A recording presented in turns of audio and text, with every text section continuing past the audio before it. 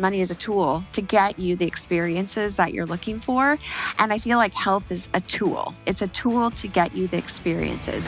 Welcome to Midland Money Mindset, your weekly dose of inspiration and insights to ensure you enjoy each step of your journey. Whether you're saving for the future, planning your next big adventure, or simply looking to add more joy to your life, you've come to the right place. Now, let's dive in. What if everything you're working so hard to build, your wealth, your freedom, your retirement, could be taken away by one silent threat, your health? Today's guest, Stevyn Guinnip, knows this truth firsthand. After surviving a personal health crisis, Stevyn discovered that money without health isn't security, it's risk. As an author, health coach, an international speaker, and the founder of Wellthy, Stevyn helps financial advisors and families reframe health as the ultimate retirement multiplier. By merging exercise physiology with deep financial insight, she shows us how to extend not just lifespan, but health span. If you believe true wealth is living well longer, this conversation may change how you think about money, health, and the life you're building starting today. I'm Larry Sprung, your host for the Midland Money Mindset and founder and wealth advisor of Midland Financial. Let's dive into the show. Well, I'm with Stevyn Guinnip, founder of Wellthy, and I am super excited for this conversation. Welcome to the show, Stevyn. Thank you so much, Larry. I'm excited to be here. Yeah. So listen, we're going to spend a lot of time on what you're doing today with Wellthy. But before we dive into that and what you're doing now, our listeners, they're always fascinated with the entrepreneurial journey, although, sometimes very different, sometimes similar, not a straight path usually. But can you share with our audience or our listeners a bit about who you are and how you got to founding Wellthy? And then we'll spend a lot of time on what you're doing today. Sure. Yes. It started when I was 11 years old. And my father became a financial advisor and picked up our family and moved us to Arkansas. And I got to see him build his business. And I got to go on trips and I got to meet colleagues. And I was like, oh, wow, this is the financial industry. I was, watching it from the sidelines, like a fly on the wall, but I got to understand it. And then I started working in his front desk and I started understanding that retirees like to save a lot of money for their retirement. And then they were getting too sick to enjoy their retirement. And I was like, this isn't right. They've got all this money, but they don't have the health. So I went and became an exercise physiologist and did that for 20 years, thinking I could help people have better retirements from a health perspective. And that didn't work so well when I ended up myself in the ER and almost died of sepsis and found out that exercise is not the answer to a happy retirement either. It's much more comprehensive than that with pieces I had been missing. So I was like, hey, let's start this business and address this intersection between health and wealth and what actually makes a great retirement. So I started Wellthy. Play on words, obviously. Yeah, amazing. Well, I'm sorry about your health issues, but it also sounds like you had, this entrepreneurial spirit through your dad that was kind of with you from a very early age. Was it something that you kind of always saw yourself as going down the entrepreneurial journey at some point, or did it just come up because of life circumstances? It's funny as you say that. I'm imagining myself in 5th grade, and I remember sitting at my desk doodling between classes, and I was drawing a picture of a semi truck with my name on it. And I was like, I was going to deliver something to someone, and it was my business, but I don't know what it was. And I always have been an idea person. Like, oh, let's try this. Oh, that could be a business. Oh, and one of the most exciting things I can see on a road trip is a for sale sign on a business. I'm like, oh, there's an opportunity there, So I think it's just in my blood a bit. Yeah. That's like me with real estate. When I see for sale signs on real estate, my wife's like, no, we're not stopping. Yeah. So, what was the moment for you that you realized that, this health and wealth were so intertwined with, which, by the way, I agree wholeheartedly with what you said. It's a fine balance. And that's why we talk a lot about building a life, around joy because, as I share, and I'll share with you, my mom passed away at the age of 47. And I talk very often about how if her and my dad just simply saved away and squirreled every dime away for retirement, for some unforeseen time in the future, they would never have gotten to enjoy life. And my mom wouldn't have ever been able to see any of that retirement. So I'm with you. I think they're so intertwined. What was the moment that you realized that they were so intertwined in that way? There are a couple that come to mind. I guess that first of all, as I hear you talking, I've watched your podcast or watched your videos on YouTube, and there's a definite alignment here. And I think we're on the same page, is that life is experiences. And we can retire on money and we can retire on experiences. We can have memories. It's really just money as a tool to get you the experiences that you're looking for. And I feel like health is a tool. That's really all it is. It's a tool to get you the experiences. So if I love to go float fishing or climb up this bluff to jump off, or if I like to hike in the hills of Madeira where I live, I have to have the health to do that. But the first time I remember noticing it was as a teenager on a bus in Scotland. The big wig of the financial advisor event was there. And he was the epitome of what everybody wanted for success. He had the title, he had the money, he had the position, all of it was there. Everyone was wanting to be him someday. And he, after we left this event in Scotland, was slumped on the bus. And somehow we ended up sitting next to each other. And he was just like, he was just like slumped and alone. He's got bad news. I don't know why he was telling me this, but he's like, I just got bad news from my doctor. He didn't have a spouse or kids there. He had estranged relationships. And then that was the first moment I was like, what is success? What is it? Is this success? Because if this is it, I don't really want it. And that was my first kind of interaction with the idea that your health, even your relationships, your purpose, all of those things are so tied closely to your money. Then I started working for my dad in his front office, and we would get to know his clients. We'd go to their weddings, to their funerals, and celebrate life with them. And I got to know some of them, and they had plenty of money. They had done all the things right for retirement. But when they got to retirement, sometimes they would only have one good year, or they would get sick and die, or they would be stuck at home and not be able to go on the trips they had planned for. And I thought, what a waste. They thought they were doing everything right, but their body can't keep up with the lifestyle that they had dreamed of. And so I was, kind of trying to decide, well, do you live life now when you can? Can you responsibly do both? How can you protect this health asset? I didn't call it that at the time, but I recognized it. Yeah. And I was like, oh, we're getting half the story here. Half the tools that we need for a really successful life in retirement. And it dawned on me enough to go become an exercise physiologist. I got my master's degree and worked in NIH, National Institutes of Health. I did research. I did all these cardiovascular things.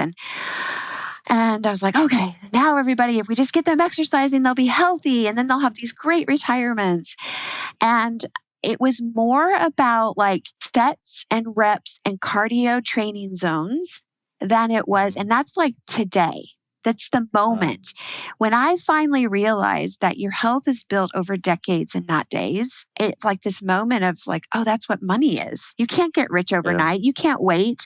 You can't do these high risk, get rich quick schemes. And then when I started really looking at it, I was like, oh my goodness, the skills that you need to grow wealth over time is small, consistent compounding activities, right?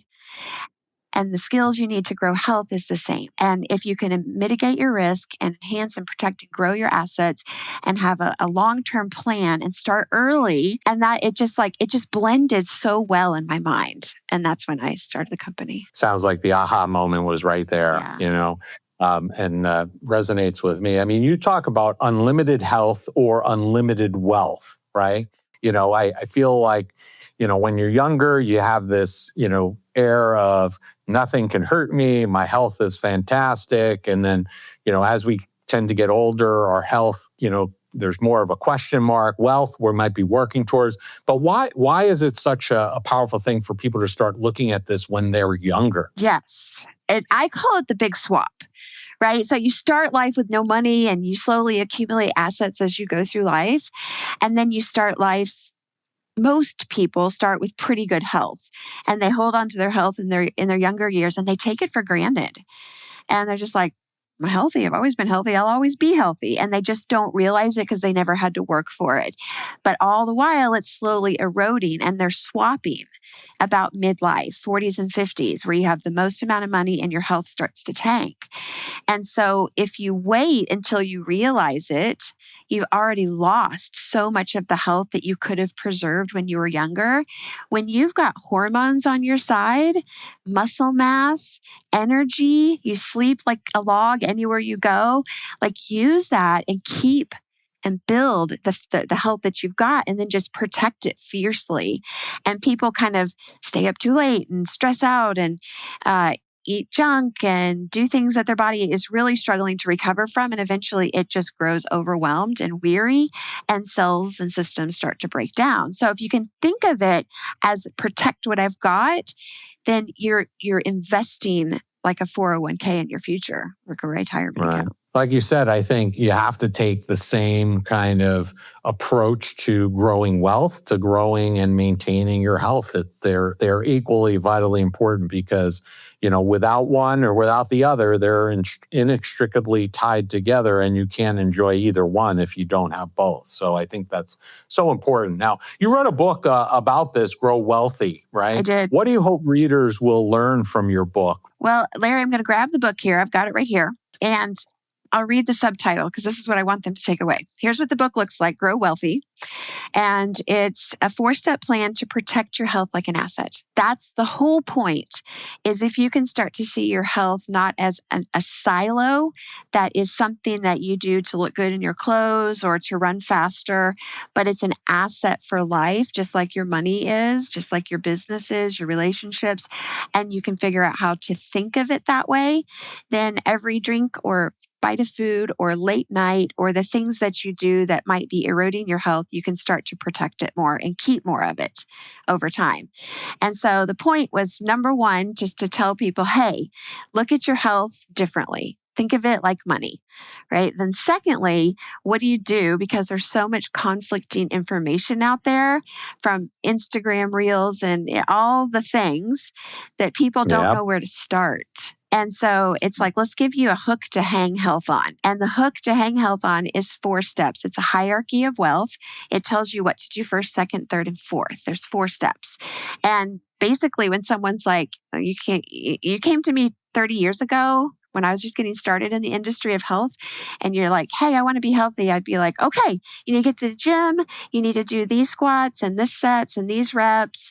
And I would start right into exercise, and then maybe I'd throw a little nutrition in there. Okay, now I realized I was missing 2 levels, and one of them is the mindset level. That's like, first of all, see your health as an asset. Secondly, know your numbers. What's your trend, right? Know the data, get the data that you need, whether it's through a wearable or you go to get some lab work through your doctor or whatever. And then, and when I say a wearable, I mean like a watch or an Oura ring or something like that. You can test your sleep and your steps. And then the next level up is the mending stage. That's like, can you afford your life? Are you putting too much out and not recovering enough when you sleep, giving yourself enough margin? And a lot of people, especially business owners, people in finance, people who own and grow and run businesses like you and I, we're putting a lot out there and we're not necessarily prioritizing the recovery piece that we need. So I say, think of it as like paying your sleep and stress bills, right? You use it all and during the day, you've got to pay it back at night. And that's when you get your sleep. And so that's mend. And then meals is number 3, which is like, okay, once you've got a good foundation, know what you're doing, and you're well rested, let's start making some good food choices. And then the last level, which is weird for me as an exercise physiologist, but it's the last level, is exercise, or what I would call move, because they're all M's. Mindset, mend, meals and move. And let's do some movement, not to lose weight, not to punish yourself for the cookie you ate, but to invest in your future so you can get up off the floor, you can stay independent, you can go on the hikes you like to do, and have the capacity to live the life you want.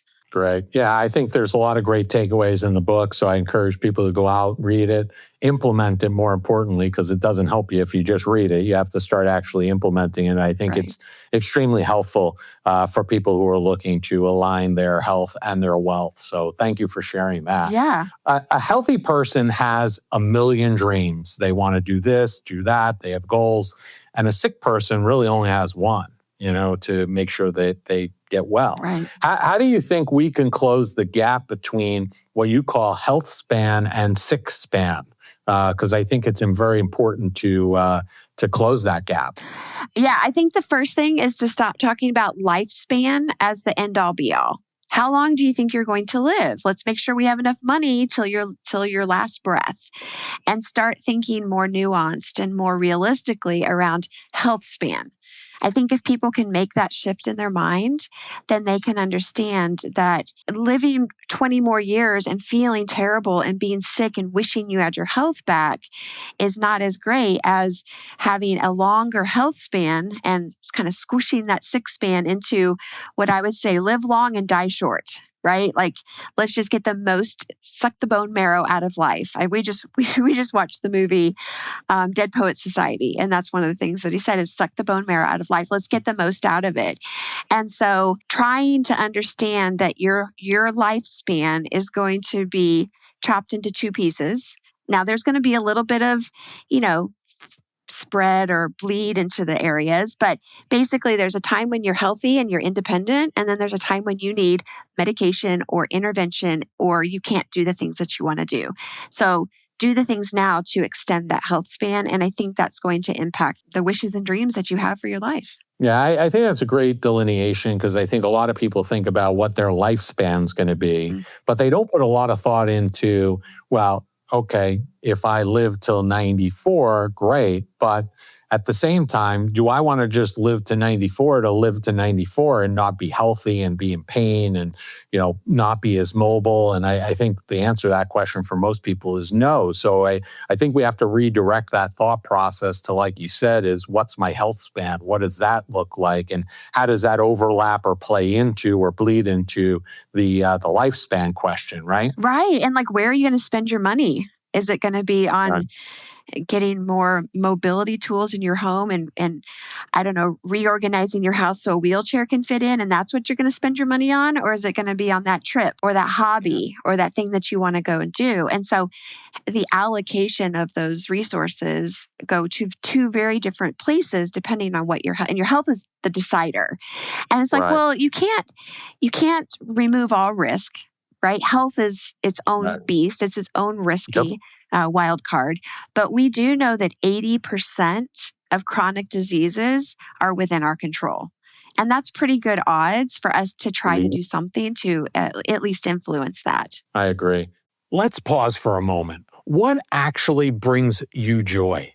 It's something most people never think about, yet it shapes how your life unfolds. You're busy. You make responsible choices, you even plan ahead. But have you slowed down long enough to ask if what you're building supports a life you enjoy living? That's the reason I built my YouTube channel, to help you bring more joy to your money journey. Sure, we'll talk about all the essentials, but my real goal is to help you connect your finances with what brings you joy, because money is the tool that funds the moments that matter. If you want to explore that connection more deeply, visit my YouTube channel at Larry Sprung. When you were talking about the 4M method, I found it interesting.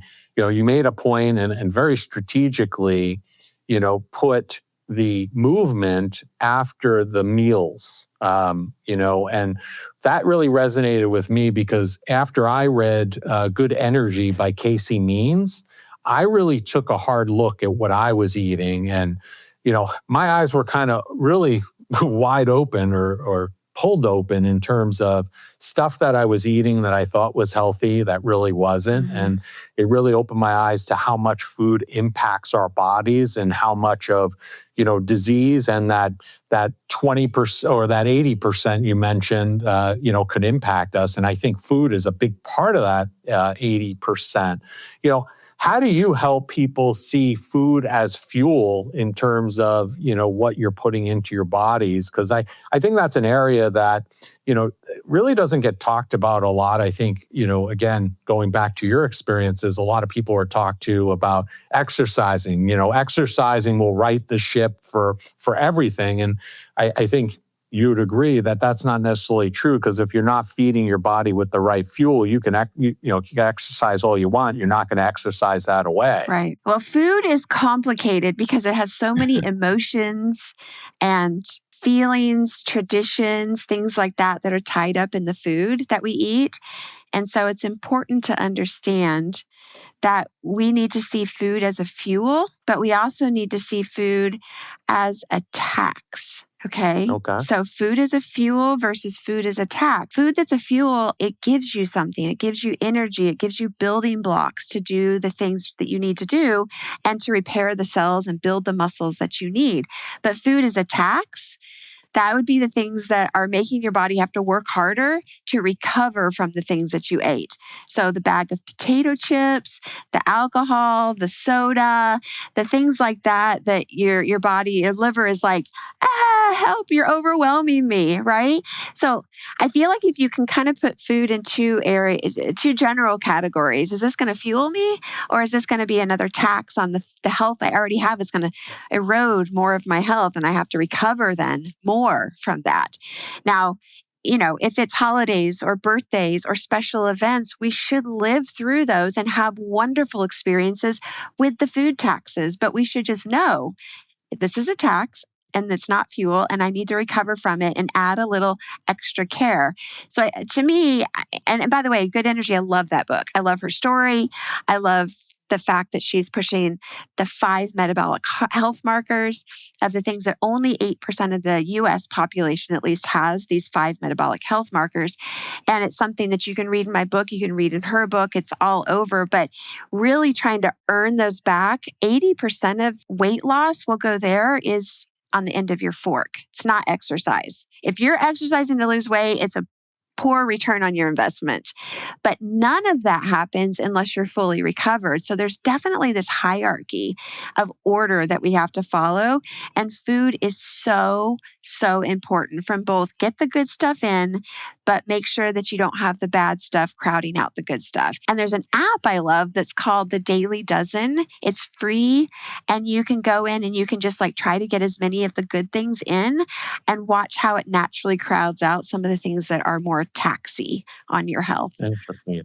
All right. We'll have to include that in the show notes, because I'm not familiar with that, but I will definitely check out the Daily Dozen. And I think, the only thing I would add is from my own personal experience is, there are things that you might be eating or drinking that you feel are healthy, but when you look at the label, they're not. And I'll give you a perfect example. I was drinking at one point a shake every morning with almond milk, and I got what I thought was the healthy almond milk. And after I read the book, I realized I didn't have the healthy almond milk, because there were 14 or 15 ingredients in the one I was drinking. And then I ended up moving after the book to one that had basically almonds, water, and salt in it. Wow. The crazy thing was the two were made by the same company. They look the same, but there was a distinct difference in what the ingredients are. So make it a point to look a little bit further, because you may be thinking you're eating healthy, but you may not. And there may be an alternative that's just as tasty that might provide more health benefits or less health issues as a result. I was just talking to a client about this today, actually. And she's like, Stevyn, I had no idea. I was eating these sunflower seeds, and I thought they just had salt on them. So like, what's a little salt? That's no problem. But she said, Right. when I started looking at the ingredients, I realized that they were cooked, had seed oils in them. So it was sunflower oil or safflower oil or one of those oils that's not good for your body and is a tax. And she's Yeah. like, I never would have known. Or you pick up some bread and you're like, oh, it's whole grain bread. It's got whole grains in it. And you don't realize if you look at the label and the carb to fiber ratio Yeah. is poor, it's going to skyrocket your blood sugar, cause all your insulin to have to come in and save the day. And then you're going to become insulin resistant over time. And then you'll be pre-diabetic and not even know it, even if you're not overweight, even if you don't eat candy, Yep. right? So, Yep. and just to, I don't want to leave your listeners hanging, but if your carbohydrates, so you look at total carbohydrates on the nutrition label and it says 20, and then you look at fiber and it says 1, your carb to fiber ratio is a 20 to 1. And that's not good. It's too high. So if you can have like 20 to 5, right? So it's a 4 to 1 ratio. So check your labels, know what's in it. Fiber's good, lots of ingredients that you can't pronounce are bad. Yes. Yeah. Yeah, I agree. So what do you think is the most common misconception about the health journey? I think the most misinterpreted is that you have to do more. I have to eliminate, I have to punish, I have to be disciplined and have self-will and all these things that you just are like, have to always do more. It's more checklists. It creates more anxiety. It creates more things to do. And then you feel like a failure. You feel guilty. And I think if people realize that if you give yourself the curiosity and awareness, which is the mindset piece, to say, all right, where am I? And what would it be like if? Curiosity goes far further than guilt and punishment and driving yourself forward that way.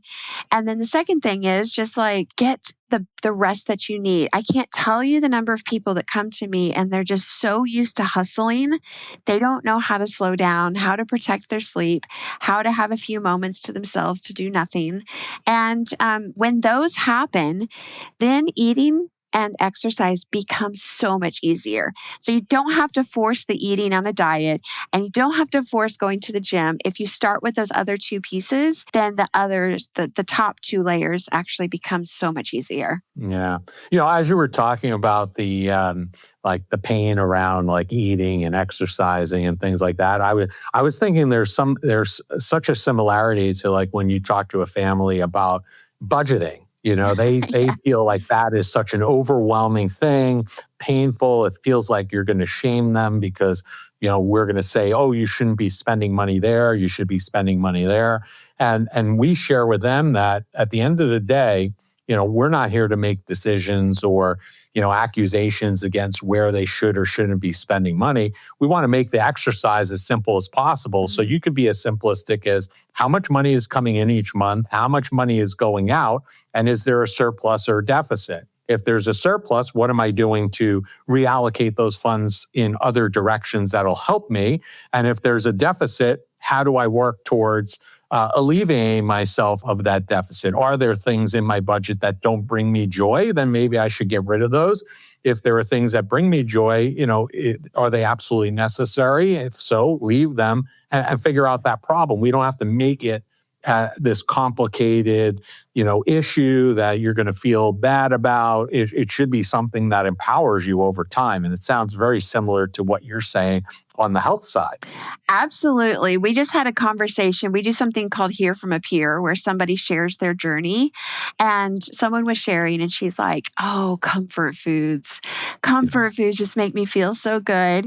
And she goes, but what's changed in the last year for her is that her comfort foods used to be the things that were, quote, bad, that gave her comfort from stress and she deserved it. She goes, it's been a complete flip now. My comfort foods are the things that make me feel good, right? That the next day Great I wake example. up feeling great. And so, when we started looking at, okay, if you have 2 glasses of wine at night, it feels good and you enjoy that, but then you have a terrible night's sleep and we watch the sleep stats drop and you feel kind of grumpy and off the next day. One isn't right or wrong. You get to decide which feel good you want. It's your choice. Right. We just put the evidence in front of you and then you make your informed decision. And Yeah. it really just brings down the walls and people are like, everyone wants the best life for themselves. And when they have the good data without the guilt, then it makes it so much easier for them to navigate the best choice. Yeah, such a great example. Really is. So, we like leaving takeaways for our listeners. So, is there, a tip you would like our listeners to take away from today? If none of this resonated up until this point, what's one small thing that will impact them long term that you would like them to take away from today's conversation? If I could start one place with every person, it would be their nighttime routine. So the hour before bed, set an alarm, turn off the screens, go take a shower, a hot bath, do some stretching, review your day, see how things went, whatever it is that makes you feel good, pet the dog, play a game, just do something that's going to really make you feel like you've got a good handle on that night, because every good day starts with a great night the night before. And it's just teeing up a great morning and a great eating day, because when we're tired, we eat poorly. We don't want to go exercise. We're more grumpy. We're more lethargic. And so everything, like if you've read Atomic Habits or any of these books that talk about one good habit that can kind of trigger a bunch of other good ones, that nighttime routine is super important. So I would just encourage the person listening to this to say, what time do I want to go to bed? What would be a good buffered period for me to kind of prep in that direction and get those screens out of my eyes so that my melatonin can surge? I can get into the deep sleeps. That's where you burn fat, is in the deep sleep. That's where you repair your brain. When I interviewed 500 professionals for the book. And when I talked to them, the number one thing they were afraid of was dementias or Alzheimer's when they were aging. And sleep is one of the best things you can do to actually prevent that or reduce the risk, right? So plus maintain body weight and mental attitude. So anyway, that's where I would say start tonight. All right. So start that routine. Use James Clear from Atomic Habits, the habit stacking, stack one after another, get on a roll and roll right into a great, deep, restorative sleep. Sounds amazing. Yes. So Stevyn, it's been a pleasure having you on. And we end our show by asking our guests all the same final question, and people wait in anticipation of what their answers are. So we're going to do the same for you. Okay. And that is, what did you do today that brought you joy and put you in the right mindset for success? So this morning I got up and I turned on your podcast with Derek Kinney. And I listened to that and I got such joy out of it. I was listening to the podcast, but I could imagine what Derek might be wearing. And I loved the conversation you had. And he created a course for teens and confidence that my teens took. And they went out and got a really cool shirt from the same company that he uses. And it just spread so much joy for me to see a full circle where you are investing in people to make their lives better. Derek is investing even in my own family, my own kids, and people listening here, and the work that you and I are talking about and how it just can expand and touch so many people. It just brought me a lot of joy. Amazing. Derek's one of my favorite people. I'm hopefully able to see him in a couple of weeks. I usually see him every couple of months, but nice. I agree. And you could always spot him in a crowd because of his very colorful shirts. Yes, so yes. I'm actually trying to emulate my inner Derek. I've been trying to wear Travis Matthews shirts on every podcast recording as inspiration from Derek. So, and it's failing me at the moment who the designer of his shirts are, but hopefully he'll comment below when this show comes out. But yes. Thank you for sharing that, Stevyn. It's been a pleasure having you on, and we'll have all of your information and the information of Grow Wellthy in the show notes. But if people want to learn more, connect with you, have questions, what's the easiest and the best place for them to do that? I think the best one-stop shop is go to LinkedIn and follow me there, because I put posts out every day. If you want my book, or you want to take the health quiz, or you want any further information, the links are all there too. But go to Stevyn Guinnip on LinkedIn and just reach out and connect with me. Send me a message. Great. Well, thank you so much for the time, Stevyn. It's been a pleasure having you on the show, and enjoy the rest of your day. Thanks so much. If today's conversation with Stevyn Guinnip sparks something inside you, it's because it speaks to a truth we often avoid. Wealth means very little if our health can't support the life we're trying to live. Stevyn reminds us that the real goal isn't just a longer life, but a better one. One where energy, clarity, and purpose last as long as our financial plans. When we protect our health with the same intention we protect our money, everything changes how we age, how we show up, and how we experience freedom. This is the Midlife Money Mindset, where money becomes a tool, health becomes the multiplier, and living well is the ultimate return on investment. Stevyn Guinnip and Grow Wellthy can be found across most social media platforms. All the contact information needed to find them can be found in the show notes. Thank you for joining us on this episode of Midlife Money Mindset. Remember, it's not just about the money, it's finding joy in the journey and embracing the right mindset. If you love the show, be sure to subscribe, rate, and leave a review. Don't forget to follow along for more tips and inspiration. Please visit the social links below to connect with Larry or his guests. Until next time, keep smiling, keep thriving, and remember to think about, what did you do today that brought you joy? The opinions voiced in the Midlife Money Mindset Show with Lawrence Sprung are for general information only and are not intended to provide specific advice or recommendations for any individual. Past performance is no guarantee of future results. All indices are unmanaged and may not be invested into directly. Investing involves risk, including possible loss of principal. No strategy ensures success or protects against loss. To determine what may be appropriate for you, consult with your attorney, accountant, financial or tax advisor prior to investing. Investment advisory services offered through CWM LLC, an SEC-registered investment advisor. Guests on the Midlife Money Mindset Show are not affiliated with CWM LLC.